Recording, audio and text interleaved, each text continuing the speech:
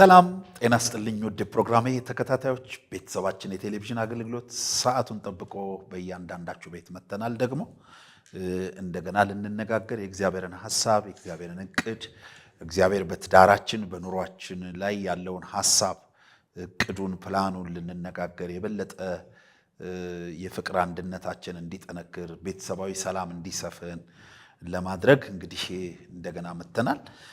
እንግዲህ የጥንዶች ዘለቄታዊ አብሮነት መሰረታዊ መርሆች በሚል ለባለፉት ከሁለት ወር በላይ የሄደ ትምህርት አለ ወደ እናንተ። ዛሬ ቀጣዩን ክፍል ነው እንግዲህ የምናየው። በጣም ሰፊ ሐሳብ ነው። እንግዲህ ሁሌም እንደምታውቁት አንድን ሐሳብ እናነሳና ሳምንት ወደ ሌላ አንሄድም። እንዲሁ እሱኑ ሐሳብ እያበሰልን የበለጠ ደግሞ በዛ ውስጥ ያለውን የእግዚአብሔርን ሐሳብ እያየን ነው የምንሄደው። እንግዲህ በዘለቄታዊ የጥንዶች ዘለቄታዊ አብሮነት ውስጥ ሶስተኛ ብለን ያነሳ ነው በፍቅር መመላለስ ብለን በዛ ስር የፍቅርን ምንነት ተመልክተናል። እና በዘለቄታዊ አብሮነት ውስጥ እንግዲህ ፍቅር ያላቸው ጥንዶች ዋና ዋና የፍቅር መገለጫዎች ምንድናቸው? ይሄንን ምን ያህል ድረስ ነው ማወቅ ያለባቸው ብለን እንግዲህ ይሄ ወድሻለሁ ወድሃለሁ ከመባባል ባለፈ ከውስጥ የሆነ ፍቅር ኢንዘህርት የሆነ ፍቅር ባል ለሚስቱ ሚስት ለባሏ እንዲኖራቸው ምንድነው ማወቅ ያለባቸው ስለ ፍቅር ብለን መጽሐፍ ቅዱሳዊ መሰረት ባለው መልኩ ምንም እንኳን ስለ ባልና ሚስት ስለ ቤተሰባዊ አብሮነት ባነሳም በቤተ ክርስቲያን ውስጥ ላለ ህብረት በአካባቢ ላለ ህብረት ለሀገራዊ ህብረት ሰውን ሁሉ እንዴት መውደድ እንደሚገባን ከሰዎች ጋር እንዴት መያያዝ እንደሚገባን ስለ ፍቅር መሰረታዊ ነገርን የሚያስጨብጥ ነው ትምህርቱ። ብዙዎቻችሁ ስክሪኑ ላይ በሚወጣው ስልክ ደውላችሁ ብዙ ነገር አቅጣጫችንን ሰፋ አድርገን እንድናይ ነው ያደረከን ያለው ብላችሁኛል። በተለይ ብዙ አገልጋዮች ደግሞ ደውላችሁ ፓስተሮች፣ ወንጌላውያን እንደዚሁም ሌሎች የቤተ ክርስቲያን መሪዎች ደውላችሁ ፕሮግራምህን አቴንድ እያደረግን ነው፣ አንዳንዶች እንደውም ለማስተማርም የሚጠቅመንን ነጥብ ነው እየሰጠህን ያለው ስላላችሁኝ ክብሩን ለእግዚአብሔር እሰጣለሁ ማለት ነው። እንግዲህ ፍቅር ምንድነው? ከግብዝነት ነፃ ነው ብለናል። ሌላው ፍቅር ተፈቃሪን እንደራሱ ያያል። እንግዲህ በተለይ በጋብቻ ውስጥ ያለ ፍቅር ተፈቃሪን እንደራስ ማየት ነው። የተፈቃሪን ቻሌንጅ መጋፈጥ ነው። ለዚህ ነው በጋብቻ ውስጥ ያለውን ፍቅር በክርስቶስና በቤተ ክርስቲያን ፍቅር ሲመስለው መጽሐፍ ቅዱስ እንመለከታለን። እዚህ ኤፌሶን 5:28 እስከ 30 ላይ እንዲሁም ባሎች ደግሞ እንደገዛ ስጋቸው አድርገው የገዛ ሚስቶቻቸውን ሊወዷቸው ይገባቸዋል ይላል። ሊወዱ ይገባቸዋል ይላል። ተፈቃሪን እንደራስ ማየት ትልቅ ምሳሌ ነው። ይሄ የገዛ ሚስቱን የሚወድ ራሱን ይወዳል፣ ማንም የገዛ ስጋውን የሚጠላ ከቶ የለምና፣ ነገር ግን የአካሉ ብልቶች ስለሆንን ክርስቶስ ደግሞ ለቤተ ክርስቲያን እንዳደረገላት ይመግበዋል ይንከባከበውማል ይላል። ይሄ ትልቅ ምሳሌ ነው። ፍቅር ተፈቃሪን እንደራስ ማየት ነው። ባለፈውም ሳምንት ብያቸዋለሁ። ፍቅር የሆነ አንዱ መልካም ሲሆን እዚህ ጋር መልካሙ ደግሞ የሆነ ነገር ያኛው የሆነ ነገር ሲያደርግ ይሄኛው ደግሞ የሆነ ነገር የሚያደርግበት ብቻ አይደለም። ልክ ነው። ሰዎች ለፍቅር ምላሽ ሊኖራቸው ይችላል ይገባል። ግን እሱ አይደለም። ፍቅር በቃ ተፈቃሪን እንደራስ ከማየቱ የተነሳ ፍቅሩ ግድ ብሎት ያደረገውን ነገር ከውለታ እንኳን አይቆጥርም አድራጊው ማለት ነው። ፍቅር እንደዛ ነው። እዚህ ፊልጵስዩስ 2:2 ላይ በአንድ ሐሳብ ተስማሙ፣ በአንድ ፍቅር አንድም ልብ አንድም ሐሳብ ይሆንላችሁ ይላል። እንደገና አንደኛ ጴጥሮስ 3:8 ላይ ሁላችሁ በአንድ ልብ ሁኑ፣ የሌላው መከራ ለእናንተ እንደሚሆን አድርጉ፣ እንደ ወንድማማች ተዋደዱ፣ ሩሮዎችና ትሑታን ሁኑ ይላል። ስለዚህ ፍቅር ተፈቃሪን እንደራሱ ያያል። ትክክለኛ ፍቅር በባልና ሚስት መካከል ሲኖር የሷ ጉድለት ሆኖ ይሰማል፣ የሱ ጉድለት ሆኖ ይሰማሻል። አየ ትክክለኛ ፍቅር ሲኖር ደስታዋ ደስታህ ነው፣ ደስታው ደስታሽ ነው፣ ስኬቷ ስኬትህ ነው፣ ስኬቱ ስኬትሽ ነው። እንደራስ ነው የምትተያዩት ትክክለኛ ፍቅር ሲኖር ማለት ነው። ይሄ ደግሞ የመጀመሪያውኑ ጀምሮ አዳም በተፈጥሮ የያዘው ነገር። ለምሳሌ ባሎችን ብንመለከት አዳም እኮ የመጀመሪያው ሚስቱን ሔዋንን እኮ ልክ እንዳያት ይህች አጥንት ከአጥንቴ ስጋም ከስጋዬ ናት ነው ያለው። ስለዚህ አንቺ ማለት እኔ ነሽ፣ ችግርሽ ችግሬ ነው፣ ደስታሽ ደስታዬ ነው፣ ስኬትሽ ስኬቴ ነው፣ ውድቀትሽ ውድቀቴ ነው እንደማለት ነው የሚቆጠረው። ስለዚህ ፍቅር ተፈቃሪን እንደራሱ ያያል። የባለቤትህን ጉዳይ የአንቺ ጉዳይ ነው የራስሽ ጉዳይ ነው ካልክ ያኔ ፌል አድርጋል። ጉዳያችን ነው በቃ። ጤናዋ ጤናህ ነው፣ ደስታዋ ደስታህ ነው፣ ሐዘኗ ሐዘንህ ነው፣ ለቅሶዋ ለቅሶህ ነው። አንቺም ብትሆኚ እንደዛው። የፍቅር ባህሪ ይሄ ነው። የፍቅር ባህሪ ይሄ ነው። አንዳንድ ባልና ሚስት ተጋጭተው እኛ ጋር ሲመጡ በጣም ይገርመኛል። የራሱን ብቻ ነው ፎከስ የሚያደርገው። ጫማ ያልቋል አይገዛልኝም፣ እሱ ለሱ 2-3 ይገዛል። ልብስ ያልቋል አይገዛልኝም፣ እሷ ለሷ እንደዚህ ብዙ ታደርጋለች፣ ለኔ አታስብም ምናምን እና ይሄ የትዳር ጓደኛን ጉዳይ የፓርትነርን ጉዳይ እንደራስ አለማየት ከፍቅር ጉድለት የሚመጣ ነው። እዚህ ላይ የትዳር ጓደኛቸውን ጉዳይ ኔግሊጀንሲ የሚያደርጉ ሰዎች ፍቅር የጎደላቸው ሰዎች ናቸው እንጂ አንድ ናቸው። ለዚህ እኮ ነው የመጀመሪያዎቹን እኮ ተጋቢዎች የመጀመሪያዎቹን ጥንዶች አዳምና ሔዋንን ስንመለከት በሰሩት ጥፋት ከገነት ሲባረሩ አያችሁ። ከዛ በኋላ ወይ ጻፊው አልጻፈው ይሁን አላቅም፣ ከዛ በኋላ ተካሰሱ፣ ተጣሉ፣ በነገሩ ላይ ተጨቃጨቁ የሚል አናይም። ኑሯቸው ቀጥሏል። ከዛ በኋላ ወለዱ፣ ከበዱ። ከዛ በኋላ በቃ በላቡ ወዝ እሱም ጥሮ ግሮ ይበላል፣ እሷም የሴትነት ጣጣ መጣባት። ለዚያ በቃኝ አንተና እያሉ ሲወቃቀሱ ለዚያ በቃሽኝ አንቺ ነሽ እያለ ሲወቅሳት አንሰማም። ለምን? ፍቅር ተፈቃሪ እንደራሱ ያያል። የተፈቃሪን ድክመቱን እንኳን እንደራሱ ነው የሚያየው። አያችሁ። ለዚህ እኮ ነው ፍቅር ያላቸው ሚስቶች ባላቸው ቢደክም እንኳን እንደ ድካማቸው ነው የሚያዩት። ለዚህ ነው አንዳንድ ሰዎች ይመጣሉ በጣም አስደንጋጭ ነገር ጋብቻቸው ሲገጥማቸው፣ አረ ፓስተር ይሄ ጉዳችን ለማይነገራል ነው የሚልትለው ሚስትየው። ወይም ባልየው በጣም አስደንጋጭ ነገር ሚስትየው ላይ ሲያይ፣ አረ ፓስተር ይሄ ጉዳችን ለማይነገራል፣ ይሄን ከዚህ ጉድ የምንወጣበትን መንገድ ምከረን ነው የሚሉት። በጣም የሚገርማችሁ ነገር የራስሽ ጉዳይ እንደገባሽበት የራስ ጉዳይ እንደገባህበት ይላሉ እኮ አንዳንዶቹ። አንዳንዶች ግን ፍቅር የገባቸው የተያያዙ ባልና ሚስት ስነ የኛ ኬዝ ነው የሚሉት። የኛ ነው ይሄ በቃ ውድቀቷ ሳይቀር ውድቀታችን ነው የሚለው። ውድቀቱ ሳይቀር ውድቀታችን ነው የሚባባሉት። ስለዚህ በጋራ ለመነሳት ነው ጥረት የሚያደርጉት። የሷ ውድቀት የራስሽ ጉዳይ አይላትም ባልየው፣ የሱን ውድቀት ሚስትየው የራስ ጉዳይ አትለው። ኪሳራቸውም ኪሳራችን ነው የሚሉት፣ ትርፋቸውም ትርፋችን ነው የሚሉት።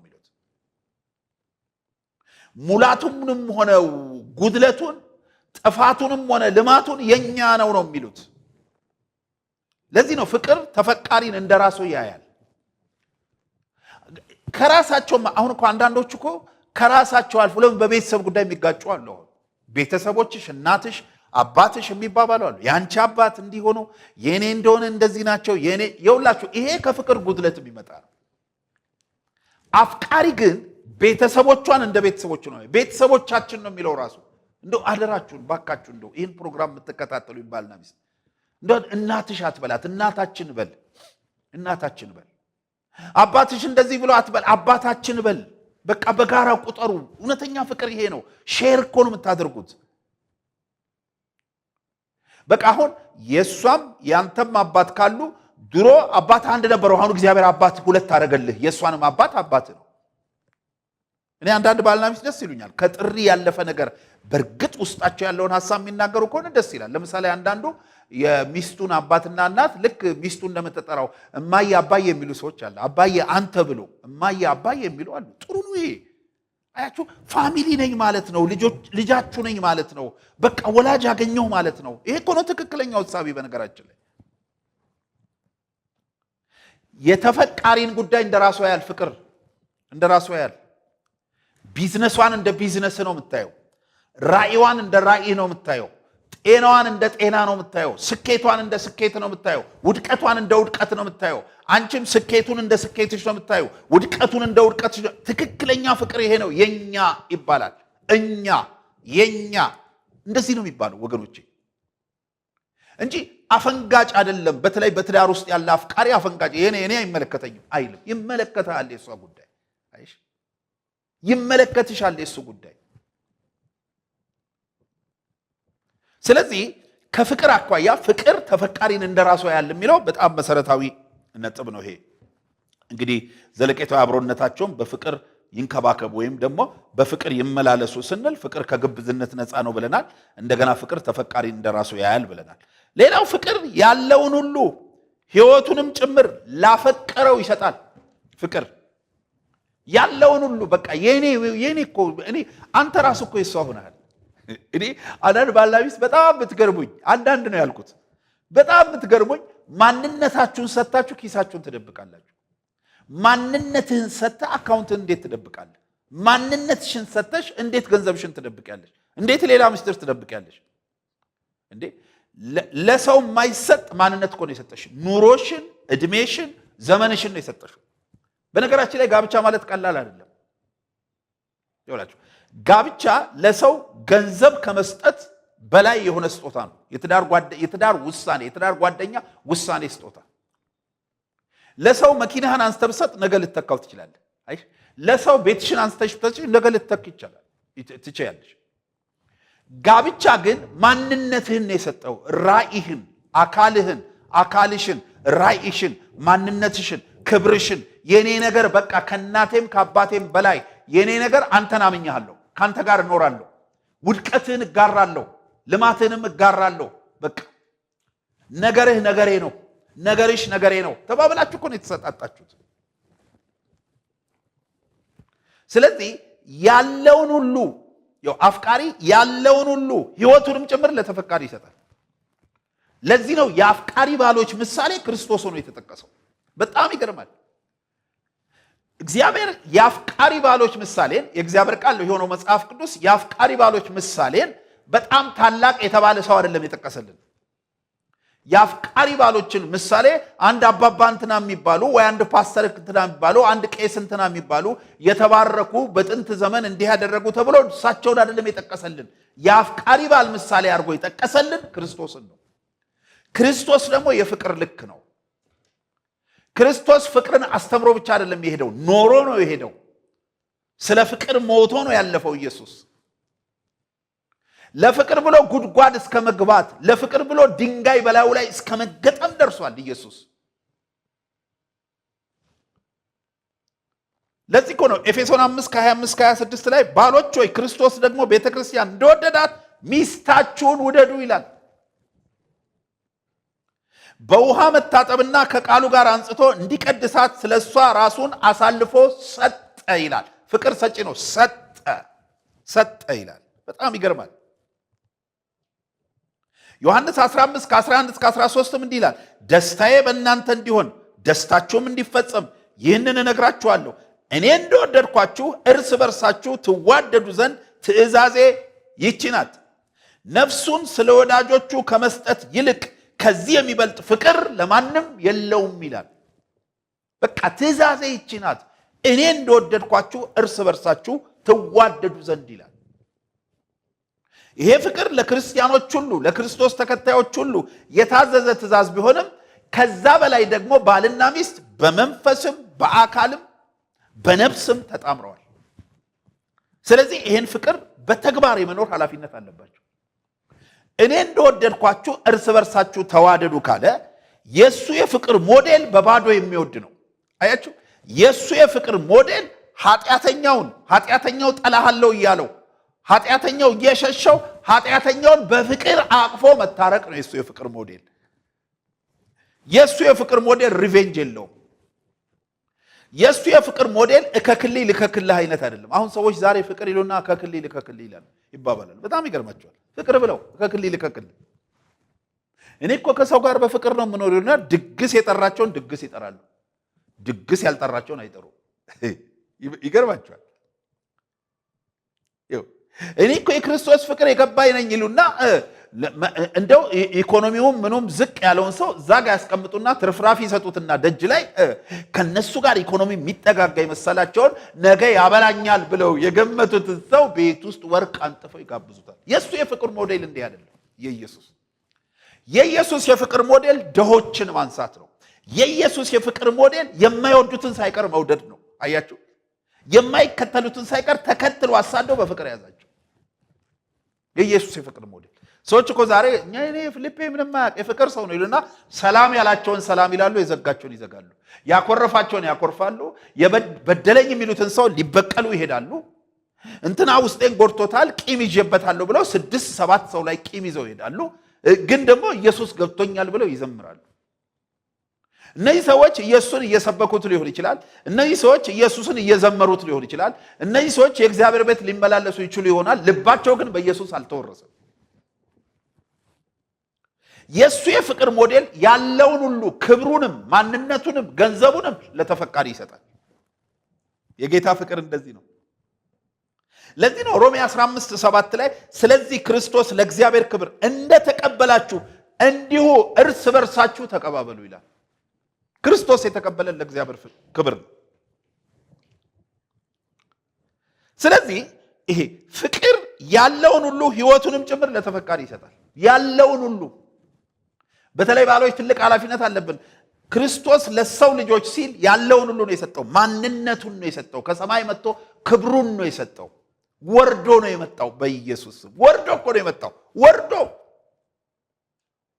ወርዶ የመጣው ሊያስፈራራን አይደለም። ወርዶ የመጣው ሊዋጋን አይደለም። ወርዶ የመጣው ልብ አድርጉ፣ ከአዳም ጀምሮ በዘር የወረስነው ኃጢአት አለ፣ በዚህ ኃጢአታችሁ ድራሻችሁን አጠፋለሁ ሊለን አይደለም ወርዶ የመጣው።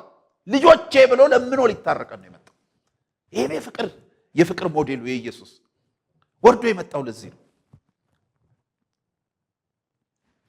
እንጂ ይኸውላችሁ ይሄ መደባበቅ ምናምን እንደራስ እኮ ካለማየት የተነሳ እኮ ነው የሚመጣው። የሚገርማችሁ ነገር የትዳር ጓደኛን እንደራስ ካለማየት ነው የሚመጣው። ይሄ ለምንድን ነው አንዳንዱ ፋይናንሱን እንደራሱ አላያትም? አያችሁ፣ እንደራሱ በያት አይደብቃትም። ለምን አንዳንዷ ፋይናንሷን፣ አቅሟን፣ እንትኗን፣ ሚስጥሯን ከባላ ምደብቀው?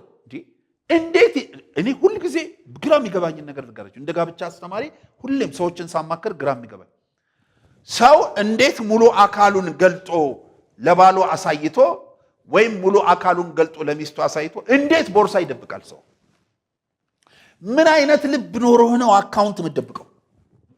መደበቅ የሚገባ እናትና አባት ፊት አሁን እኮ ልብ አድርጉ። ሁላችንም እኮ እናትና አባታችን ፊት ሳይቀር እናፍራለን እኮ። ራቁታችን አንቆም። ራቁታቸውን ነበሩ፣ አይተፋፈሩም። ለአዳምና ለሔዋን ብቻ ሳይሆን አሁን በዚህ ዘመንም እኮ ላሉ ባልና ሚስት ይሆናል። ራቁታችሁን ሆናችሁ አትተፋፈሩ። አይ የውጭ ሰው ታፍራለች፣ አንተን አታፍርም። አይ ገበናህን አይታለች፣ ገበናሽን አይቷል። እንዴት ሰው ገበናውን ሳይደብቅ ቦርሳ ይደብቃል? እንዴት ሰው መደበቅ የሚገባውን ፕራይቬት ፓርቱን አምኖ አሳይቶ ለትዳር ጓደኛው አምኖ በግልጽነት አብሮ እየኖረ እንዴት ፋይናንስ ይደብቃል? እንዴት ሌላ ምስጢር ይደብቃል? እንዴት በሌላ መንገድ መሰሪ ይሆናል? ይሄ ፍቅር ባህሪ አይደለም። ይሄ ፍቅር ባህሪ አይደለም። ፍቅር ያለውን ሁሉ ህይወቱንም ጭምር ለተፈቃሪ ይሰጣል። ሞዴሉ ኢየሱስ ነው። ለዚህ ነው ኢየሱስ በፊት መጨማደድ ለነበረችው ወድቃ ለነበረችው ቤተክርስቲያን ማንነቱን፣ ክብሩን፣ ህይወቱን ነው የሰጠው። ለፍቅር የከፈለው እኮ ዋጋ ነው። ለፍቅር የከፈለው ዋጋ ነው። ኢየሱስ አንድ ሃይማኖት መስርቶ ለሃይማኖት የከፈለው ዋጋ አይደለም። የሚገርማችሁ ለፍቅር የሰው ልጆች ጠፍተው እንዳይቀሩ፣ የሰው ልጆች በሲኦል እንዳይቀሩ ለፍቅር የከፈለው ዋጋ ነው። ፍቅር እዚህ ጥግ ድረስ ይሄዳል። ፍቅር ላለመውደድ ምክንያት አይሰጥም። ላለመውደድ የተወሰኑ ሐሳቦችን ደርድሮ ኮምፕሮማይዝ አያደርግም። ፍቅር በቃ ይወዳል፣ አልፎ ይወዳል። የሚገፉትን ይወዳል፣ የሚገርፉትን ይወዳል፣ የተፉበትን ይወዳል። አይገርምም? መብቱን የነኩትን ይወዳል። መብትም ነበረው እኮ እንደ ሰው ኢየሱስ፣ ግን ተተፋበት፣ ተገረፈ። የፍቅር ባህሪ ነው ይሄ። ይወዳል፣ ፍቅር አልፎ ይሄዳል። ፍቅር ይሄ ነው ባህሪ። ፍቅር ይሄ ነው ባህሪ። ሌላው ፍቅር ትሁት ነው። ትሁት ነው። የሚገርማችሁ ትህትና አለው ፍቅር። ይሄ ትህትና የሚለውን በግሪክ ታፒኖስ ይለዋል። ታፒኖስ ይለዋል። ወደ አማርኛ ስናመጣው በፍቅር መዋረድ፣ ለፍቅር ራስን ዝቅ ማድረግ፣ ተፈቃሪን ፈቅዶ በትህትና ማገልገል፣ መውረድ። በቃ ተፈቃሪን ለማገልገል መውረድ፣ ከክብር ላይ ከማንነት ላይ መውረድ። በነገራችን ላይ ለፍቅር መውረድና የመብት መረገጥን ኮምፕሮማይዝ እንዳናደርግ አንዳንዶቻችን። መብት እኮ አለኝ ይለዋል አንዳንዶች። እንደው እግሯን ብታጥብ፣ እግሩን ብታጥቢ፣ ብትንከባከባት፣ የእሷን ነገር እኔ እኮ መብት አለኝ፣ እኔ እኮ እንደ ኢትዮጵያዊ መብት አለኝ ይለዋል። ኖ ኢየሱስ መብት ነበረው። አያችሁ፣ ኢየሱስ መብት ነበረው። ዝቅ ብሎ የተከታዮቹን እግር ሲያጥብ መብት ነበረው። እንደ ሰው መብት ነበረው። አይሁዳዊ ነው። ልብ አድርጉ። ኖ እሱ የሚቆጥረው የመጣበትን ሰማያዊ ዓላማ ነው። የሱ ግቡ ሰማያዊ ዓላማው ነው። በምድር ላይ የቆየው ሰማያዊ ዓላማውን ሊፈጽም ነው። በምድር ላይ የተወለደው በማርያም ማህፀን ውስጥ ያደረው ልብ አድርጉ፣ የተወለደው ቤተሰቡን እያገለገለ ያደገው ለሰማያዊ ዓላማው ነው። አያችሁ፣ የኢየሱስ ራሱ የህይወቱ ጉዞ ለኛ ትምህርት እኮ ነው ወገኖች። መጣ፣ ተወለደ፣ ሚሽኑን ፈጸመ፣ ሄደ። እኛም መተናል፣ ተወልደናል፣ ሚሽን ላይ ነን አሁን። አያችሁ፣ ኢየሱስ ሮል ሞዴላችን ነው። ኢየሱስ ምድር ላይ ኖሮ ሲያሳየን እኔ ምሳሌያችሁ ነኝ፣ እኔ ራሳችሁ ምሳሌያችሁ ነኝ ነው እያለን ያለው። ሮል ሞዴላችን ነው። አያችሁ፣ በተለይ በፍቅር ኢየሱስ ሮል ሞዴላችን ነው።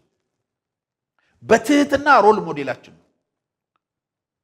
ስለዚህ አፍቃሪ ተፈቃሪን በትህትና ይቀርባል። ትሁት ነው አፍቃሪ፣ ትሁት ነው። በፍቅር መዋረድ የሚለው ይሄ ታፒኖስ በግሪክ ያልኳችሁ ለዚህ ነው። ለፍቅር ራስን ዝቅ ማድረግ፣ ተፈቃሪን በትህትና ፈቅሮ ማገልገል፣ ለተፈቃሪ ክብር መስጠት፣ ማክበር፣ ትህትና፣ ማክበር፣ ክብር መስጠት። ይሄ አከበረ ደግሞ የሚለው አሁንም ይሄ አንቲሞስ ይለዋል ወይም ዶክሳዞ ይለዋል በግሪኩ። ይሄም ለተፈቃሪ ስልጣን ራስን ማስገዛት፣ ለተፈቃሪ ስፍራ ልዩ ቦታ መስጠት። አሁን ለአንተ በህይወት ልዩ ቦታ መስጠት ሚስት ነች። ባንቺ በህይወትሽ ልዩ ቦታ ያለው ባልሽ ነው። የፈለገ ሰዎች ጋር ብትዋደዱ፣ የፈለገ ለኔ እነንትና ይሞቱልኛል ብትይም፣ አንዳንድ ሰዎች አፋቸውን ሞልቶ ከእናቴ ማንም አይበልጥም ይላሉ። ከአባቴ አይበልጥም፣ ከወንድሜ ለኔ እኔ ከወንድሜማ አንተ አትበልጥም ይላሉ። የትዳር ጓደኛቸውን አፋቸውን ሞልተው ግን የፈለገ ትለፋላችሁ እንጂ ልክ ነው። ወንድሞችሽ፣ እናትሽ፣ አባትሽ፣ ወንድሞችህ፣ እናትህ፣ አባትህ በጸባይ ሊመቹ ይችሉ ይሆናል። አንተን ጠቅመው ሊሆን ይችላል። ወሳኝ በሆነ ጊዜ ከጎን ቆመው ሊሆን ይችላል። መጽሐፍ ቅዱስን ግን የእግዚአብሔርን ቃል ስንመለከት ሰው ከእናቱ ጋር አንድ ነው የሚል የለም። እናትና ልጅ አንድ ይሆናሉ አይልም። ወንድምና ወንድም አንድ ይሆናሉ አይልም። ወንድምና እህት አንድ ይሆናሉ አይልም። ጓደኛሞች አንድ ይሆናሉ አይልም። ባልና ሚስት ግን አንድ ይሆናሉ ይላል። አንድ ናቸው፣ አንድ። ስለዚህ ሲመስላቸው በራስና በአካል ነው። ከባልሽ እኩል ቫሊው ምሰጩ ወንድም ቢኖርሽ አይ እሱ ከሱ እኩል ነው ከሱ በላይ ነው የምትይ ከሆነ አንቺ ያለሽ አንድ ራስ ነው። ይሄ ማለት ወንድምነቱን ጠብቆ ግንኙነት ይቀጥላል። እናትሽን እናትነቷን ጠብቆ ግንኙነት ያ ሌላ ይሄ ሌላ በምንም አይገናኝም። አንዳንድ ሰዎች ኮምፕሮማይዝ ሊያደርጉት ይሞክራሉ። ስለዚህ ለተፈቃሪሽ ላፈቀርሽው ሰው ወይም ላፈቀርሽው ባል ወይም ላፈቀርካት ሚስት ልዩ የሆነ ትህትናና አክብሮት ሊኖር ይገባል። ከማንም ሰው በላይ እሷን ማክበር አለብህ። ሌላውን ታዋርዳለህ ማለት አይደለም። እሷ ግን ላንተ ልዩ ቦታ ነው ያላት። ማንም ሰው በህይወቱ ያልሰጠህን ስጦታ እሷ ሰጥታለች። ላይፏን፣ ክብሯን፣ ማንነቷን። ማንም ሰው በህይወትሽ ያልሰጠሽን ስጦታ ባልሽ ሰጥቶሻል። ማንነቱን፣ ዘመኑን፣ ራእዩን፣ ላይፉን፣ ክብሩን ሰጥቷል። መለወጫ የሌለውን አንዱን የጋብቻ ቻንሱን ሰጥቶሻል። አንዱን ቻንሱ መለወጫ የሌለውን አንዱን። የሚገርማችሁ ነገር ሰው የሥራ ቻንስ ብዙ አለው። ሰው የአገልግሎት ቻንስ ብዙ አለው። አያችሁ፣ ሰው የወንድም የእህቶች ቻንስ ብዙ አለው። ሰው የመኖሪያ አገር ቻንስ ብዙ አለው። ሰው የትዳር ቻንስ ግን ከእግዚአብሔር አንድ ነው የተሰጠው። ያችን አንዷን ቻንሱን ግን ላንቺ ነው የሰጠሽ። በቃ ይሄ ከገንዘብ ይበልጣል፣ ይሄ ከወንድም ይበልጣል፣ ይሄ ከእህት ይበልጣል፣ ይሄ ከሁሉ ይበልጣል። ያችን አንዷን ቻንሷን ግን ላንተ ነው የሰጠች። ከሁሉም ይበልጣል፣ ይሄ ከሁሉም ይበልጣል። ስለዚህ ለባለቤትሽ ትሁት ያልሆንሽ ለማ ትሆኛለሽ? ለባለቤት ትሁት ያልሆንክ ለማ ትሆናለህ? ብዙ ሰዎች ትህትና ይጎላቸዋል። ትህትና ማለት እኮ በቃ ለማንነት ክብር መስጠት ማለት ነው። ለባለቤትሽ ለባልነቱ ማንነት የሚመጥን ክብር መስጠት ማለት ነው። ማክበር ትህትና ማለት ይሄ የግሪኩም የሚናገረው አንቲሞስ የሚለውም ወይም ዶክሳዞ የሚለውም ወይም ታፒኖስ የሚለውም ይሄንን ነው የሚናገረው። በቃ ለማንነቱ የሚመጥን እንደው ይዘሽው ሹሩሩ ብለሽ ዙሪ ማለት ግን ለማንነቱ ለባልነቱ በባልነቱ ልክ የተሰፋ ክብር፣ በሚስትነቷ ልክ የተሰፋ ክብር። ለምን ሌላ ሚስት የለችም? ለምን ሌላ ባል የለም? በልክ የተሰፋ ክብር፣ በልክ የተሰፋ ክብር። ይሄ እኮ ማለት ነው። ይሄ ማለት ነው በልክ የተሰፋ ክብር እኮ ከተሳጣጣችሁ ግጭት እኮ የለም። ብዙ ባልና ሚስት እኮ ስናናገር አከብረኝም የሚገባውን ያህል ቦታ ኤክስፔክት የምታደርገው አለ ማለት ነው። እሱ አያችሁ፣ አንዳንዱ እሱም አታከብረኝም፣ ከእንትና እኩል እንኳን አታየኝም፣ ከእነንትና እኩል እሷ በልቧ ውስጥ የጎሉ ሰዎች እነንትና ናቸው። በልቧ ውስጥ ሸማ በየፈርጁ ይለበሳል ትላለች እናቴ። ሁሉም ፈርጅ አለው። አባት የአባት ቦታ አለው፣ እናት የእናት ቦታ አላት፣ ጓደኛ ጓደኛ፣ ሚስት ግን የሚስት ቦታ አለ። ስለዚህ ከሁሉም በላይ ለእኛ ግን ወሳኝ ማን ነው ቢባል ሚስትህ ነች። ወሳኙ ባልሽ ነው። ወሳኙ ባልሽ ነው። ስለዚህ ችግሩን እንደ ችግርሽ ማየት አለብሽ። ይሄ ነው እኮ ፍቅር ማለት። አየሽ፣ ነገሩን እንደ ነገርሽ ማየት አለብሽ። አየሽ፣ ከማንም የተለየ ሪስፔክት ሊኖር ይገባል። አንቺ የምትሰጪው ሪስፔክት ለሱ፣ እሱም ለአንቺ የሚሰጠው ሪስፔክት። ይሄ ነው ፍቅር። ይሄ ነው ፍቅር። እዚህ ምሳሌ 15:33 ላይ እግዚአብሔርን መፍራት የጥበብ ትምህርት ነው፣ ትህትናም ክብረትን ትቀድማለች ይላል። ይገርማችኋል። የሆነ ትሁት ሰው አይማርካችሁ? ትሁት ሰው እኔ እውነቴ ነው የምላችሁ። እኔ እንዳገልጋይ እስከዛሬ ስኖር በአገልግሎቴም የተለያዩ ሰዎችን ስቀርብ የተለያየ ቦታ በማንኛውም የህይወት ፈርጅ ምን ይማርካል ብትሉኝ ትሁት ሰው ይማርከኛል። እኔ ከተማረ ሰው በላይ ትሁት ሰው ይማርከኛል። አያችሁ፣ ሀብት ካለው በላይ ትሁት ሰው ይማርከኛል። እኔ በጣም ከሚሰብክ ሰባኪ በላይ ትሁት የሆነ ትንሽ የሚሰብክ ይማርከኛል። በጣም የሚገርማችሁ በቃ ትህትና ትልቅ ሀብት ነው። ለዚህ ነው መጽሐፍ ቅዱሳችን ትህትናም ክብረትን ትቀድማለች ይላል። አያችሁ፣ ትህትና ካለ ብሌሲንግ አለ። ቀጥሎ ልብ አድርጉ፣ ትህትና ካለ ቀጥሎ ክብር አለ፣ ቀጥሎ ከፍታ አለ። ትሁት ሰዎቹን እዩዋቸው፣ አይወድቁም። የሚገርማቸው አይወድቁም። እያደጉ ነው የሚሄዱት። አገልጋዮች ከሆኑ በአገልግሎታቸው እየሰፉ ነው የሚሄዱት ትሁት ሰዎች። እንደገና ምሳሌ 22:4-5 ላይ ትህትናና እግዚአብሔርን መፍራት ባለጠግነት፣ ክብር፣ ሕይወትም ነው ይላል። ጌታ የተባረከ ይሁን። ባለጠግነት፣ ክብር፣ ሕይወትም ነው። እሾክና ወጥመድ በጠማማ ሰው መንገድ ናቸው፣ ነፍሱን ግን የሚጠብቅ ከነርሱ ይርቃል ይላል። ልብ አድርጉ። ሁለት ምርጫ አለን፣ ወይ ትሁት መሆን ወይ ጠማማ መሆን። ትሁትም የሚሆን ሰው ባለጠግነት ይጠብቀዋል፣ የክብር ሕይወት ይጠብቀዋል። ጠማማም የሆነ ሰው እሾክ ይጠብቀዋል፣ ወጥመድ ይጠብቀዋል። ስለዚህ ወገኖቼ ዝቅ ማለት ለተፈቃሪ ዝቅ ማለት ለተፈቃሪ ትሁት መሆን ተፈቃሪን ማክበር የአፍቃሪ ባህሪ ነው። ሚስቴን አፈቅራታለሁ የምትል ከሆነ ትሁቱን እሷ ጋር የተለየ ቦታ ስጣት። የሚስትነቷን ቦታ የተለየ ቦታ ስጣት። ለምን? እሷ የክብር ምልክት ነች። ለዚህ እኮ ነው መጽሐፍ ቅዱስ መልካም ሴት ለባሏ ዘውድ ናት ይላል። ዘውድ የክብር ምልክት ነው። ዘውድ ይኸውላችሁ፣ ዘውድ ስትመለከቱ የመጨረሻውን ቦታ ነው የሚይዘው ራስ ላይ።